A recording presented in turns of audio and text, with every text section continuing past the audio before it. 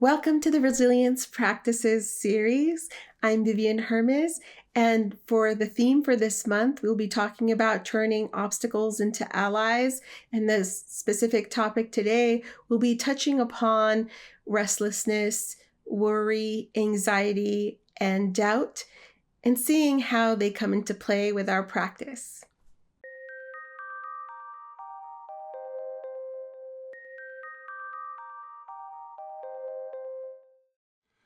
Hi, everybody. Welcome to tonight's Mindful and Resilience Practices class. I am one of your hosts, Frank, and I'm here with Vivian. Hi, Vivian. Hi, Frank. Hello, everyone. So tonight, this month's theme is what is it? Turning obstacles into allies. I apparently have lost my capacity to remember anything. I'm storing my memory externally now in AI and hard drives somewhere else. So, welcome to the class tonight. This month's theme is turning obstacles into allies. So, I'm going to hand it over to Vivian. Hi, Vivian. Take it away. Thank you, Frank. Hi again. So as we trudge along in this topic, we realized that we were very ambitious about this week's topic. We were going to cover restlessness, anxiety, worry, and doubt. And so as I was thinking about what would be the best way to approach these four topics, I realized that there's no way we're going to actually cover them in any depth. Some of you know that when we've taught themes before, anxiety has often been a theme for an entire month. And so really, the way we're going to be dealing with these is in terms of how they create obstacles in our personal mindfulness practice and how to work with them. So knowing that this is not an overarching approach or even deep dive into these topics, we can look at them from kind of a zoomed out approach and realize that they all represent a form of agitation. And that kind of extends a little bit from the first presentation on craving and aversion that we noted, where we recognize we've got preferences. And so agitation is one form of a preference, right? It's part of our reality. And if we stand back from anything, we have a preference. And oftentimes, the only time we're not noticing the preference is when it's going our way. So if you think about, for example, when you're driving in traffic, everybody's either driving too fast, according to us, relative to us, or, the way we think they should be driving, or they're driving too slow, or they're driving too unsafely or erratically, whatever, right? We've got preferences. And somehow when it's going our way, our mind wanders to something else. We're not constantly judging the situation in traffic when it's actually going at the speed and at the, with the level of amount of cars that we would expect when it's just right like that.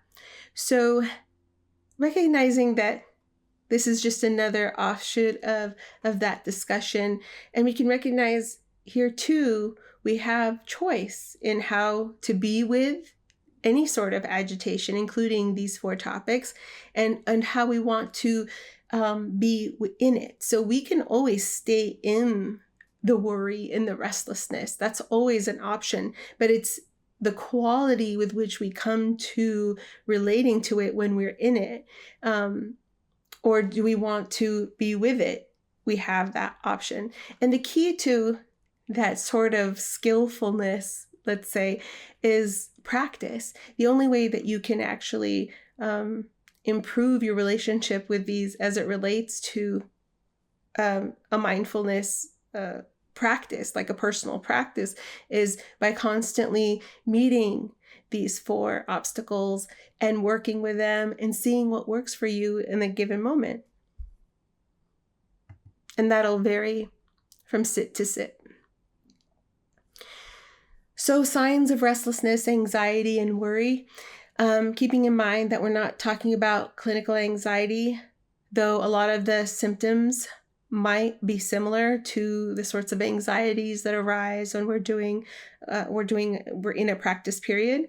But there's physical signs, there's mental signs, and there's emotional signs. And the physical signs are an inability to stay still when the practice requires us to be still, because of course there's practices that don't require us to be still, like walking meditation, eating meditation, and then shifting, fidgeting, tightening in the body in different areas, and tension. Or also another physical sign is hyper-awareness of sensation. So all of a sudden you start noticing that your skin is having a creepy crawl or is feeling ticklish, and you really have to tend to it. You feel like, oh my gosh, I can't continue with my meditation anchor if I don't tend to this tickling sensation that I'm experiencing on my nose or on my toe. From a mental perspective, it's anything that'll take you out of the moment. And again, I kept it broad. So this is if you start daydreaming, or your mind wanders, to another, you've chosen a particular technique and it wanders to some other area. You've chosen a particular anchor and it's moving to another area. All the ways that the mind is going to move out of the present moment and what you've chosen as the framework for this practice period. Emotional signs are all the signs, again, very broadly, that take you out of equilibrium, take you out of that equanimous state that you're kind of tending to, that homeostasis state. And it involves sometimes not just being taken out of that, but a full-blown agitated state where you're no longer with the anchor itself, but really the attention has gone fully to these particular states of being, of restlessness, anxiety, and worry. I was appreciating what you were saying about not necessarily like clinical anxiety. I think of these as in degrees. And on one end of the continuum is something like an anxiety disorder. And on the other end of the continuum, for me, it feels like restlessness, right? Like in restlessness, I may not detect anxiety. It may not be about anxiety. It could be about not paying attention. It could be apathy, fatigue. But that's one end. And then the other end are things like clinical anxiety. And the same practices are useful for anywhere on the continuum. Sometimes the practices, like you're not skilled enough to work with, say, an anxiety disorder while it's happening. But the principles are the same. The principles and the practices are the same. Thanks. And one more thing on worry before we shift. A lot of things, especially when you're doing extended practice, I was thinking about an experience that I had where, when you're doing sitting meditation for a really long time, sometimes your legs will fall asleep. And there was one point, the body pain. So we were changing every 45 to 30 minutes between sitting meditation and walking meditation. And it was an all day thing, and it was for 10 days. And by the third day, I was already experiencing pain, but by the third day, it was absolutely unbearable. Like there was no amount of sitting comfort that I could create in my body that when I sat for the sitting meditation, it didn't erupt into full-blown, full body pain. In that moment, you're experiencing pain and you're worrying, right? You're like, am I breaking this body with these practices? And it was very interesting because when the pain had hit the highest crescendo by I would say by the 7th day, so I was in pain for like a solid 5 days of this 10 to 12 hours of sitting meditation per day. And once I kind of it felt like it was the I had like topped out on the amount of pain that I was going to experience, that's when it just all just released in this very strange way that opened up to like a very euphoric state physically. And all of a sudden, just as much as I was in pain, all of a sudden it was all gone. It was the weirdest experience. But I had so much worry. So I was managing this worry in addition to staying with my practice. I was managing this worry about what am I doing to this body? You know, even though I'm taking it's every 45 minutes, every time I sit down, I'm in such excruciating pain. So all that to say, that's not what we do here. We don't do 10 to 12 hours, but you know, No suffering. no, I mean, bring your own suffering. everybody's Got got. plenty.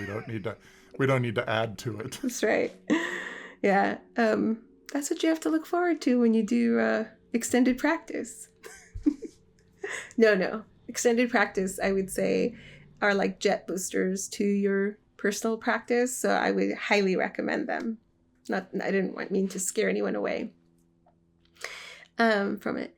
So looking and turning towards doubt, doubt arises when it comes to our practice. I mean, we have doubt all the time, but in relation to our practice, it comes up in relation to a technique that we're doing or a practice. Like, this doesn't work. You know, this is not, you know, effective, or it's not going to have the expected effects.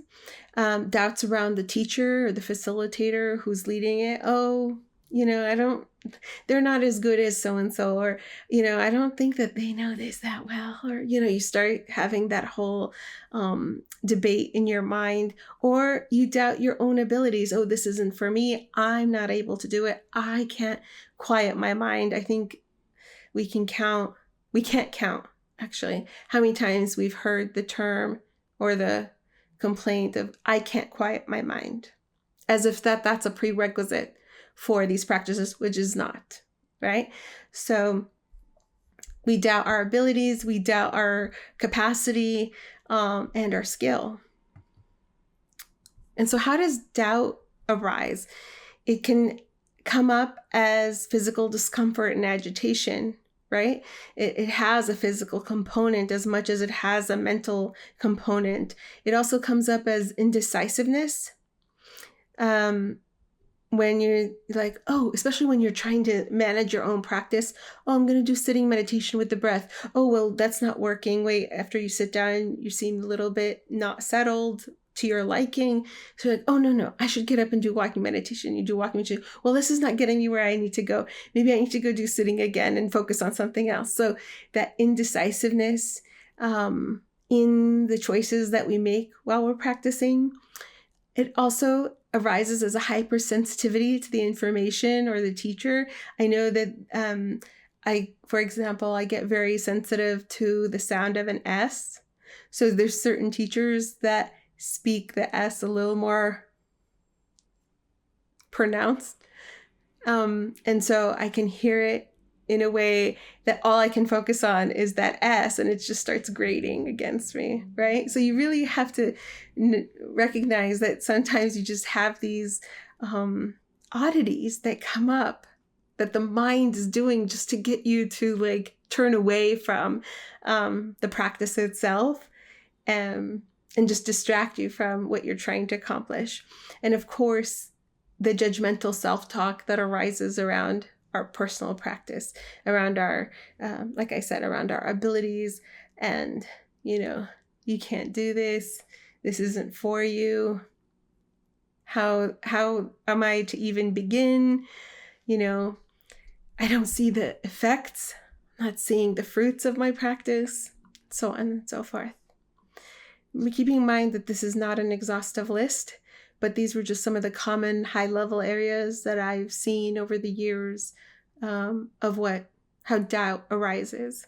Any other that you can think of? I think about how doubt can partner up with things like worry or sleepiness, right? Like if there's a little bit of worry or anxiety, am I doing this right? Then doubt comes in and says, Probably not. So you should just stop now. Or I think about for me, because I have an ongoing struggle with sleepiness. It's sort of the decision when I sit down to practice. At some point, is it, are you going to continue to practice or are you going to go ahead and take a nap? And then doubt can show up as like, yeah, it doesn't really matter anyway. So why don't you do whatever you feel like doing or whatever's the easiest to do, which in this example is, okay, I'll take a nap. So it's really helpful when you get skilled at identifying these, seeing how they weave together, and that sometimes it's the togetherness that makes them even more formidable. And we'll touch on that a little later about how they come together. Doubt has good parts, right? When we think about any of these, there are qualities, or we'll say they are in the service of something good for your benefit. So when we look at doubt, when it arises, what is it doing? It's asking us to revisit a notion or belief that we hold. Does it still remain true? It's exercising and engaging our relationship to uncertainty, right? We're meeting ourselves at that uncertain point, and how do we manage that relationship? It's a sign that you're pushing up against your boundaries. So up against your safe boundaries, right? So you're now moving into areas of unknown, of uncertainty, of realms that maybe are new. And it helps us turn our attention to evaluating what exactly works for us, to kind of build that internal wisdom of what is the most ideal and skillful way to build my personal practice, because each of us is unique in what we need, and each of us's needs shift as we grow and change and develop. And so a practice that maybe was very helpful for a long time, maybe all of a sudden begins to feel like it's falling flat after a while. And one that you didn't relate to, maybe all of a sudden you pick it up and it takes on a real depth all of a sudden, or one that that you felt like you were not actually capable of doing, all of a sudden comes with ease. So being able to move through all the options that you have. And that's why when Frank and I are offering these sessions, we pull from so many different modalities, and we're trying to expose you to as many different tools so that at any given point, so over the course of the week that we introduce it, you're able to work with it, not because it's like the perfect tool for this particular time, but it's a tool that you can put in your toolkit and take with you, and that maybe somewhere along the way, it'll come in handy, right? But if you give it that 1 week of practice, of dedication, so that it kind of becomes part of your toolkit, and then the following week we introduce something else, and you pick that up, all of a sudden you have this array of variety to choose from, depending on what circumstances you find yourself in. And finally, doubt actually helps rein in our impulsiveness. It actually helps us say, wait, do you want to cross this boundary? Or is it even a boundary cross? Or am I just perceiving it as something as such because it's new? So it allows us to really evaluate and make more informed decisions without just kind of jumping headfirst into something that may not be of benefit. So any thoughts on doubt's goodness? I'm appreciating that you included the goodness, because for me it highlights that there's nothing all good or all bad, and that it's about the mix, the ratio of good or bad, depending on I'm not sure of this wording, but like what you want to accomplish, right? So if I want to grow, doubt, the goodness of doubt can be helpful in having me pay attention in particular ways. Yeah. And I also wouldn't want someone to jump headfirst into something and be like sycophantish about it. Like, you know what I mean? Like, doubt keeps us from being that way, you know, gives us that caution, like draws up the caution so that we can be like, is this really where I want to go? Is this really what I want to do? How are we going to start a cult if we promote doubt? That's your aspiration, Frank. Not mine. So yeah, I just I was thinking about the thought of everything has a good part and a bad part. One of the things that I learned very early on in my practice, that if I see something as all good, it's a signal to me that I'm not seeing it clearly. And you can think about it like when we fall in love, we cannot for the life of us see beyond that, the goodness, right? And if I'm seeing something as completely awful, I'm not seeing it clearly. And I know that's hard to believe, especially when you think of things like wars and famines. But if, over time, it became more and more viscerally true that, when I'm seeing anything as this, completely this, or completely that, I'm stuck in that craving aversion thing. I'm stuck in that perceptual luck, right? That I have preferences, I'm going to lock into them, right? So, practice options. So what do we do with this? We can turn towards the thing and we can turn away from the thing. So whatever we're experiencing, whether it's worry or anxiety or restlessness or agitation, keeping in mind that these have, like worry, what my teacher used to say was like X is made up of non-X elements. So worry, for example, is made up of non-worry elements. What are the non-worry elements that make up worry? Well, there's physical sensations. There's mental thinking that's involved in the worry. There might be other emotions arising to worry, like fear or sadness or anger or confusion, or, there's so many elements, for example, just of worry. So can I turn towards, if I'm going to turn towards worry, it's not about go to the worry and now let it wreak havoc on your mind, right? It's about, let's turn towards worry with a skillful lens and see what are the non-worry elements here, and then take them one by one. So what you can do when you turn towards one of these obstacles, and these turn towards, turn away cover all of the obstacles. You can increase your level of concentration. So you go straight into that restlessness and say, what are the elements of this restlessness that are here? There's a lot of physical agitation. I'm getting a lot of thoughts that are coming up, and just begin to either note the thoughts, again, not getting caught up in the story of the thoughts or whatever aspect that you want to focus on and anchor into, but increase the concentration and sensory clarity around that piece, or a turn to a different facet of it, right?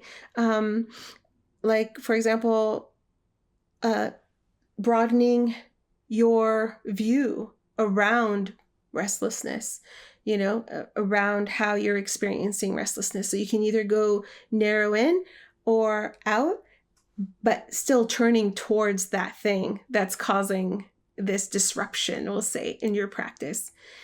Additionally, you can just turn away. And we give you that option always. For example, when we give you the how to practice, when we kind of go over how to practice with us before we start the meditation, that last piece is always stop if you want to, right? But you can also, so you can stop the practice altogether, that's fine. But you can also just within the practice turn away by shifting your focus to something else. So for example, if you're noting your breathing and it's, you're feeling anxious, and oftentimes our breathing is not the best anchor when we're feeling anxious, then you can shift to the physical sensations at the soles of the feet and offer your attention there, because the further you can get away from like the top of your head, the easier it is to work with. So you can change the practice up altogether. You can, like I said, you can get up and start doing walking meditation, or get up and have a snack, but really still maintain that quality of awareness as you're eating, and then coming back to your practice if you want to, and continue knowing that you can bring this with you into whatever activity you're doing. It doesn't have to be just in stillness. Any thoughts on this? Notice if you've been to some of our other classes, like even last week, or you've seen some of our videos, right? These practices are pretty common, and the more you practice, the more familiar they become. Right, there's always that turn toward or turn away, and then the ability, the increasing ability with practice to discern which one will serve you in that particular moment. Yes. Discernment. Beautiful transition. I know.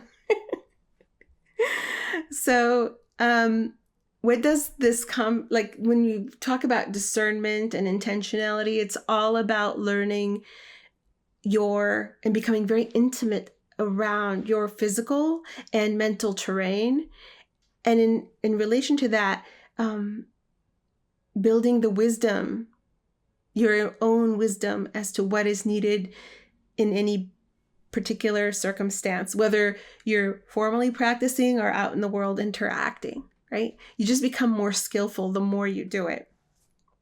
So the evaluation really comes from asking the question, what does this combination of mind, body, and emotions need right now? And we had talked about it last week about sleepiness. Like sometimes in this society that we suffer kind of in chronic sleep deprivation as a society, when is it that we're actually just need rest? And when is it that sleepiness, the mind is bringing up sleepiness to create an obstacle to practice? So being able and knowing that if the time has come to sleep, then to take that nap, that's what's necessary and that's what's needed in this moment, without having any sort of guilt and that, oh, but I've dedicated myself to practice, and if I don't practice, I'm going to miss today's practice, or, getting caught up in the self-judgment around it. And the way that we do that is we begin to define the practice elements by choosing a practice, deciding on a duration, depending on what's our availability, and recognizing what our motivation is for the practice. So for example, what choosing a practice is, like I just spoke about, whether it's a movement practice or a stillness practice, what kind of anchor you're going to choose, what kind of movement practice you're going to choose, but really you're bringing that same quality of awareness to it all. Duration, am I going to do it for 10 minutes? Am I going to do it for 5 minutes? Am I going to do it for 30 minutes? Right? What you get to decide these things based on your circumstances and what you have available to you. Motivation is more about what are the circumstances that are arising that call for your practice to come forward. So and from the perspective of unified mindfulness, and one of the things I'll share in the chat after we finish everything when we go into the end of the class is the PDF on 5 ways of knowing yourself out of unified mindfulness. And motivation is really about, do you have the interest? Where does your interest lie in this moment? Like either before or after a particularly positive, pleasant situation. What kind of practice do you want to bring forward? Or is there an opportunity to practice? Like, let's say there's some dead time between meetings at work, or you're walking to the washroom, or I don't know, like you're finding the time to practice in between different things. So why not make that walk to the washroom a mindfulness walk, where you're really becoming aware of your steps and the motion of your body in space. Finally, another motivation is about let's see, it's interest, opportunity, and necessity. Trying to remember from my training. Necessity being, let's say you're experiencing something particularly challenging or stressful, and so bringing your practice in right before, let's say you're going to go into a meeting where you're presenting and you have anxiety presenting, and so you come back into your practice for a meaningful time just to gather yourself so you can be prepared to go forward with the stressful event, or you're going to have a difficult conversation or a difficult phone call, prepping yourself in that way. Or even after the event, knowing that you need to collect yourself, allowing and being able to note and select what practice fits for what duration to meet that particular need and motivation. All right. So, like, I just needed to raise my arm because my elbow was feeling achy. So how to practice.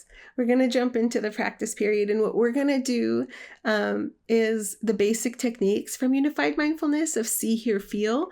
And I will guide you through the whole thing, knowing that our complete reality comes through our sense gates, right? So either we're sensing it through our eyes, like actual physically looking out into the world, or the mental visuals, the mental images that we create in our mind, or we're hearing it either from auditory stimulation external to us, or the internal dialogue that we have with ourselves, or we're feeling it through our actual emotions that actually are arising in our body as physical sensations, or just the physical sensations that we're having as people with bodies. So knowing that these three categories of seeing, hearing, feeling, and the subcategories of seeing inwardly, outwardly, or hearing inwardly, outwardly, or feeling inwardly or outwardly, that makes up the entirety of our reality and our experience. I thought this would be a good practice, since these worry, restlessness, anxiety, and doubt can all be dealt with this practice. I thought we would jump into that practice. I'll be guiding you throughout, so no worries around, I don't know what this is and how we're going to do it. But I just invite you to get comfortable in stillness or slow, deliberate movement. Know that if you even bring in movement, you're also bringing in a level of difficulty and challenge to the practice when you do that. There's nothing wrong with it. It's just it's harder to be aware when your attention is being split between motor activity and actual anchoring into a focal point. We're going to start for this particular practice, we're going to start with our eyes open, and then we're going to close them. But of course, you do what's comfortable for you. If the eyes closed isn't comfortable when I guide into that, you're more than welcome to maintain a very soft gaze, a little bit in front of you. So really, we're just trying to close certain sense gates to become aware and shine the light on the thing that we're trying to focus on. So sometimes when we're visually stimulated, we can't necessarily tap into the mental talk, for example. And all you have to do is listen to my voice. I'll be guiding the whole way. And all you have to do is notice what's happening. And you're welcome to use labels as you're noting what's happening. So labels will be see, hear, feel. And you can say them out loud. See. And you can say them as a whisper. See. Or you can just say them in your mind. And so I invite you to experiment, because that's what we do here. Experiment with all three and see which one actually works for you. I've actually done entire sits where I was just saying them out loud because my mind was so busy, and my mental talk was so loud, let's say, that I couldn't override it. And so the only way I could was by labeling my experience as it was arising as see, hear, feel, out loud. So don't think that it's some sort of crutch or anything like that to use these labels. They're there to be used and to help in any way you find them helpful. And of course, we want to maintain a friendly, gentle attitude toward whatever we actually experience, knowing that from the perspective of mindfulness, we're just taking stock of what's here in this moment, that we're not, there is no bad experience or bad thought. There's only ones that we think are pleasant and ones that we find unpleasant and those in between. But so do your best. I know this can be hard to kind of maintain that openness to whatever wants to arise in this moment, knowing that thoughts are fleeting and as quickly as it's come in, it's going to move out and another one's going to come in. So not getting too caught up in the story that they create. And of course, stop if you need to and want to, knowing that you will have this video to revisit at your own convenience. And if this practice, for whatever reason, isn't resonating for you, feel free to switch to another practice that you might find more nourishing in this moment. Obviously, we're here to teach a skill and share a particular technique, but we don't know where you are in this moment and what you need. So part of that discernment and intentionality, I want you to kind of practice that. If this doesn't resonate for you and you want to go to breathing technique and focus on your anchor into your breath, you're more than welcome to, or do a walking meditation, you're more than welcome to, knowing that we're here to support each other in whatever we decide to do. And so with that, let us practice. Let's stretch and take a couple of deep breaths in and out. Let them be deep and comfortable. And you can sigh on the exhale if that's comfortable.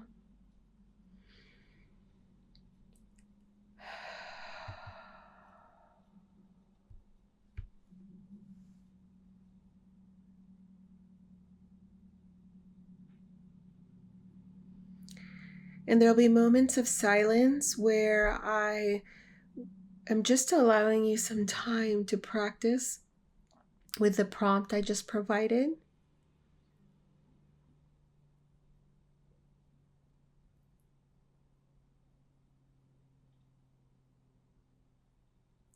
So with see, hear, feel, we turn our attention to our sensed experience of the body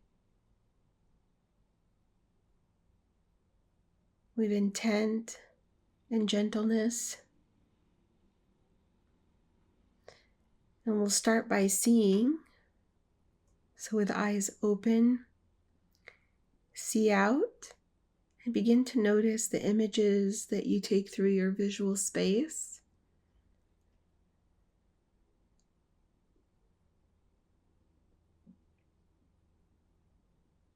So this external world is made up of space and objects and animate, inanimate.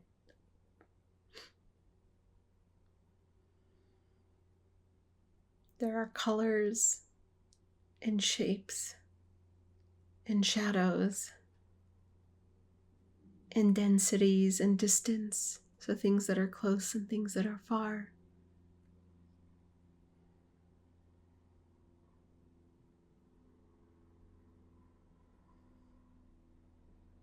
So without moving your head too much, checking into the peripheral vision, how far out to the sides can you see? and panning to the center,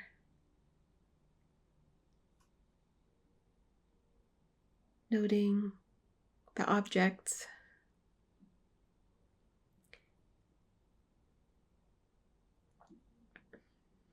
And since you realize you're looking, you're seeing, you can use the label of see. See.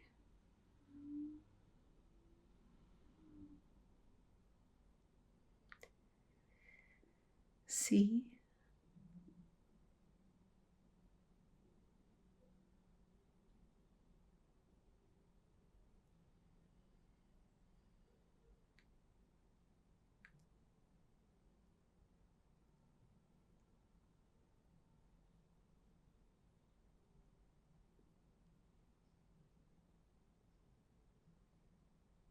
Keeping the use of the labels gently and matter of fact. See.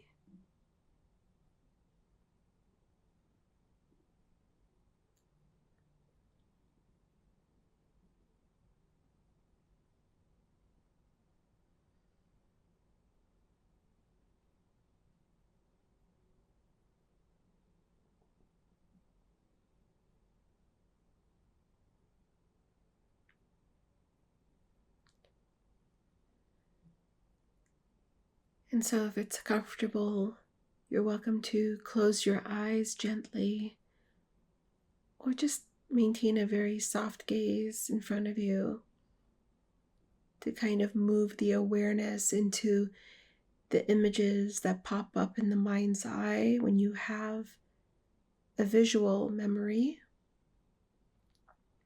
any sort of mental images in that visual thinking space. There may or may not be images, and that's fine. If there are no images, you can just refer to that as rest. But if there are mental images, I invite you to continue to use the label see.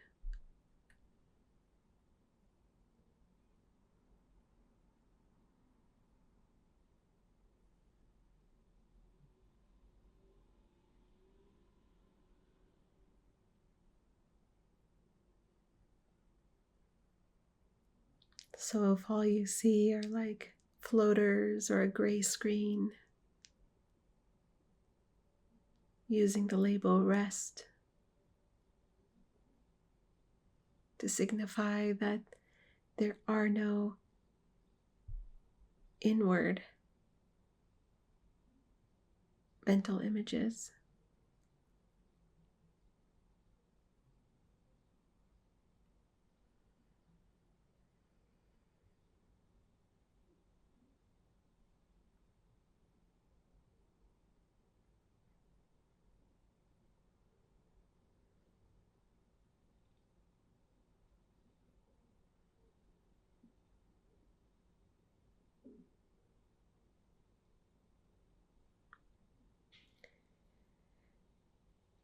And now letting go of the visual space and turning towards the auditory space, beginning to hear out. So one of the external sounds is my voice. Begin to notice any other sounds that are in the room. Or maybe you can hear yourself breathing. All the external sounds, those near and those further away. Noting any silence that you might be experiencing. And labeling it all as here. So every 3 to 5 seconds, noting here.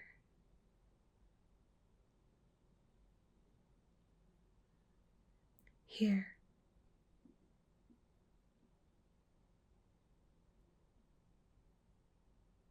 here.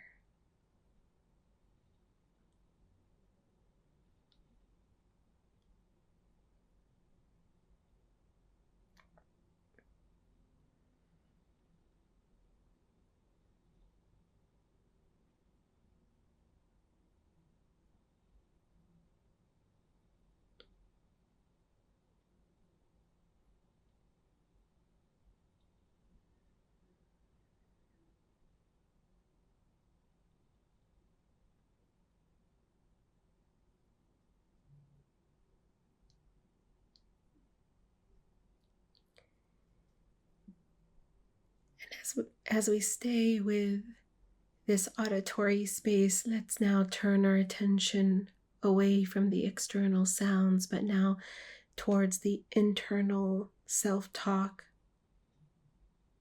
mind-generated dialogue, if there is any, and beginning to note the audio track to any thoughts you might be having.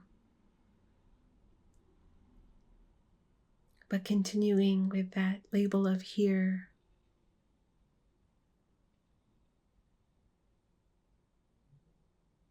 Here.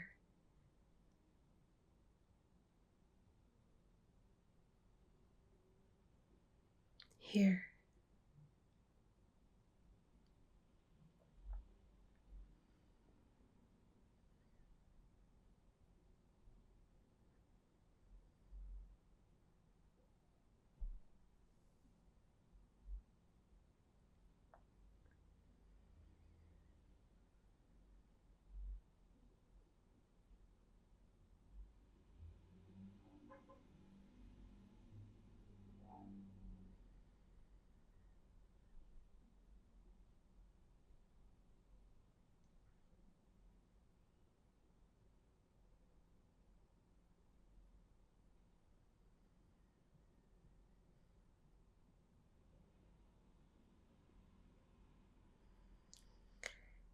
And now letting go of the auditory space and focusing the attention on the physical sensations to feel into the body and the surface of the body.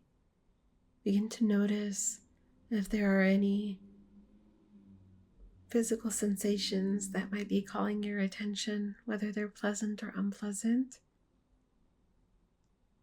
and labeling those as feel.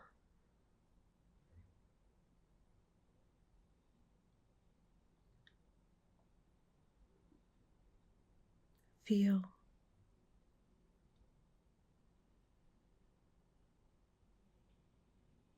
Feel.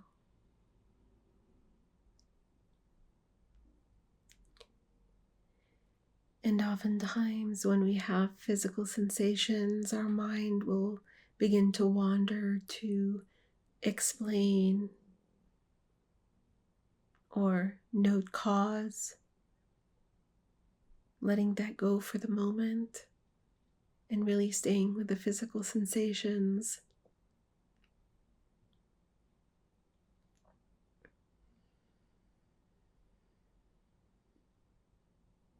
Feel.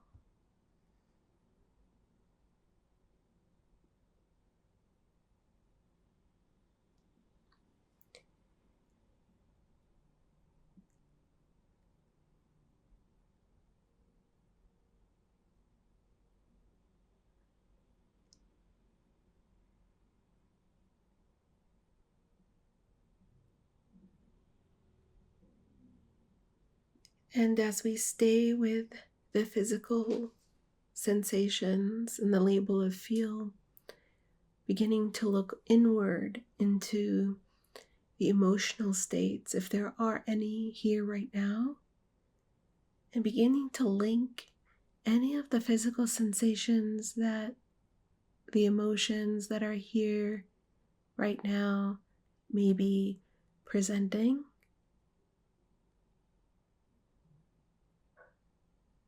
You might not have a particular sense, and that's okay.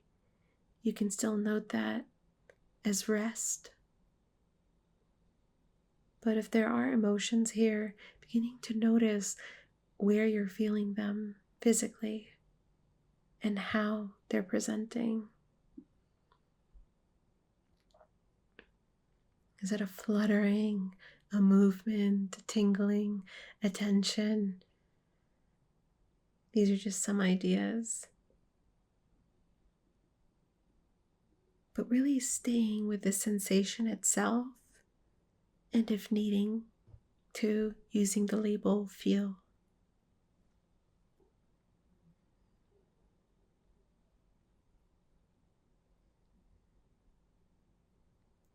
Feel.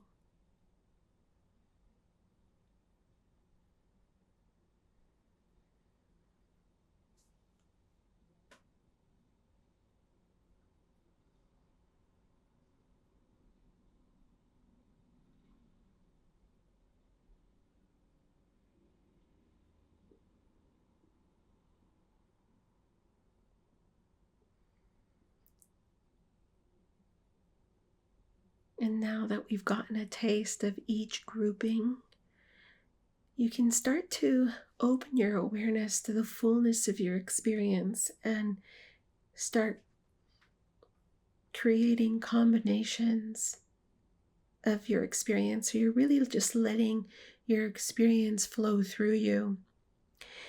And you label it. So if you're hearing and seeing something either in any combination of internally or externally, you can label that as see here. Or if you're hearing something and it's creating a physical sensation in your body, you can label that as hear feel. Or if it's a combination of seeing inwardly or outwardly and feeling an emotion or a physical sensation, you can label that as see feel. Or if they're all arising at the same time, you can label it as see hear feel.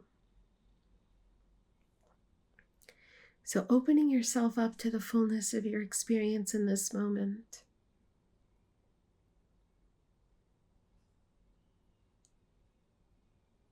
There's no perfect way of doing this, knowing that you may label it whatever way, and in the next moment, there will be another opportunity to label again. See, hear, feel. See, feel. See, hear, feel.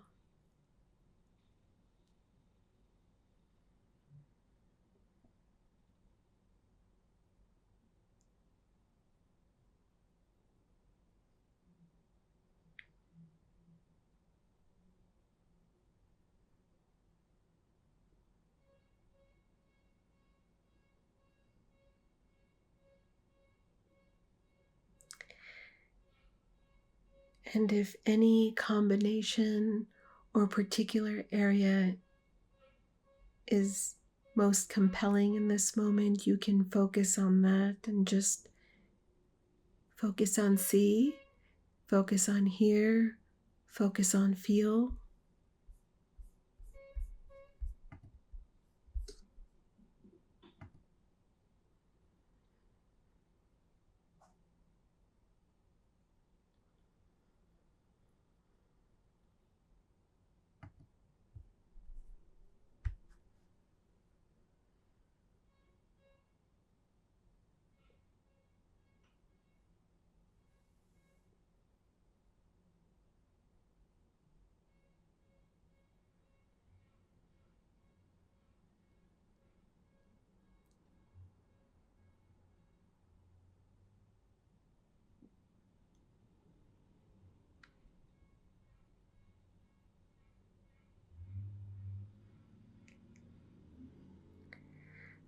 And now taking a moment as we wrap up this period of practice to offer yourself some gratitude.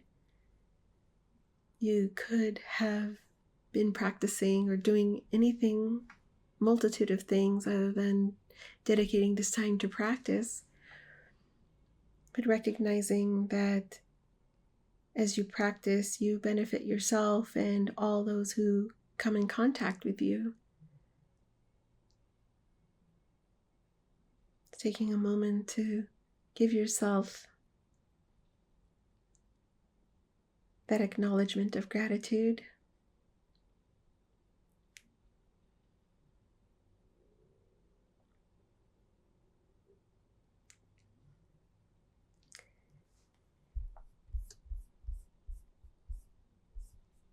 And as we shift from this practice, I invite you to take a few deep breaths in and out.